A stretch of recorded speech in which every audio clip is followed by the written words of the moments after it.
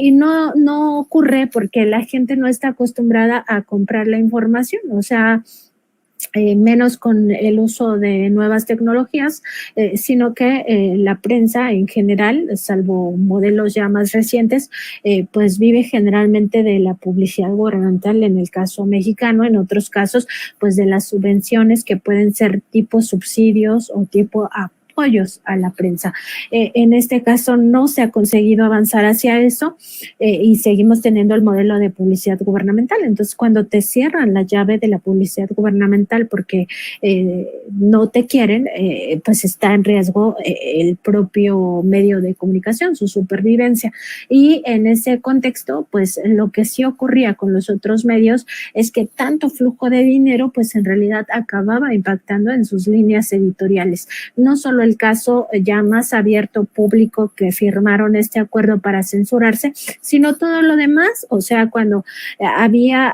pocos periodistas hablando de que no existía una guerra contra el narcotráfico, o como es el caso del libro que mencionaste al inicio de esta plática y que sí lo publiqué antes de que acabara el sexenio de Felipe Calderón, había otros periodistas, muy pocos, hablando de la corrupción dentro de la Secretaría de Seguridad Pública, incluso algunos ya ubicando a Genaro García Luna como un personaje corrupto que había hecho un vínculo con el cártel de Sinaloa,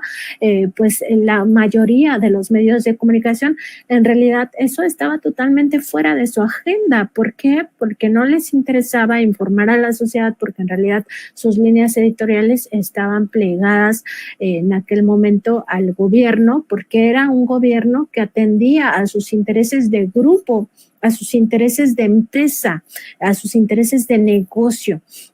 Y por eso pues no cuestionaban toda la corrupción que existía, y en pago a eso, porque los medios así operan y además porque ellos sí representan el modelo de negocio que quieren seguir teniendo en este país y quieren por eso que regresen estos gobernantes corruptos, pues por eso no hablan de todas estas personas y por eso a la gente pues ya no está en tu radar. Pues si no hablaron mal de ellos en su momento porque no tenían la intención de investigarlos,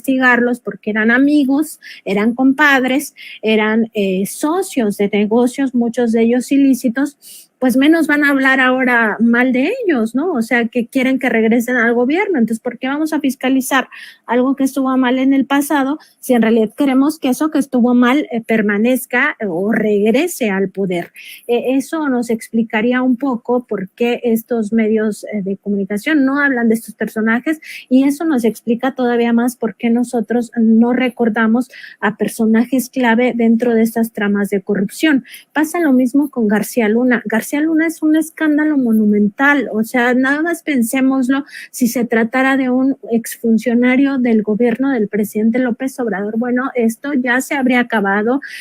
habrían hecho toda una campaña para que el propio presidente López Obrador asumiera la responsabilidad de los actos de su secretario, en dado caso que fuera el escenario que estuviéramos viviendo, pero en el tema de Felipe Calderón, pues nadie señala a Felipe Calderón en sus responsabilidades. Felipe, o bueno, muy pocos lo señalamos, ¿no? O sea, en realidad sí habemos honrosas excepciones, pero, o sea, me refiero a los medios grandes, a los medios corporativos, a los medios que tienen una mayor penetración o mayor incidencia en ciertos sectores o que tienen mayor cobertura. Esos medios, pues por supuesto que no les interesa, pero ni siquiera informar del caso. Era muy emblemático estar en el juicio de Genaro García Luna y ver a muchos de los reporteros cubriendo este tema, pues con la lógica de que debían de encontrar inocente a Genaro García Luna, porque ellos mismos se tragan este discurso de sus propios medios, o sea, como si lo que estaba mal era todo el sistema estadounidense, como si existiera una conspiración contra Genaro García Luna, y no como Genaro García Luna, el la persona que se corrompió, el servidor público que se alió con el cártel de Sinaloa, y todas las evidencias están ahí, las estuvieron desde aquel sexenio, pero lo que pasa es que estos medios de comunicación no quisieron verla, y no quisieron verla porque ellos estaban enfocados en el negocio, en convertir la información en una mercancía y ponerla al servicio del mercado, al mejor postor. El mejor postor era sin duda el gobierno de aquel momento, el gobierno en turno, y los beneficios económicos pues hacían que ellos pues cerraran los ojos, se callaran la boca y que tuvieran oídos sordos a todo lo que estaba pasando.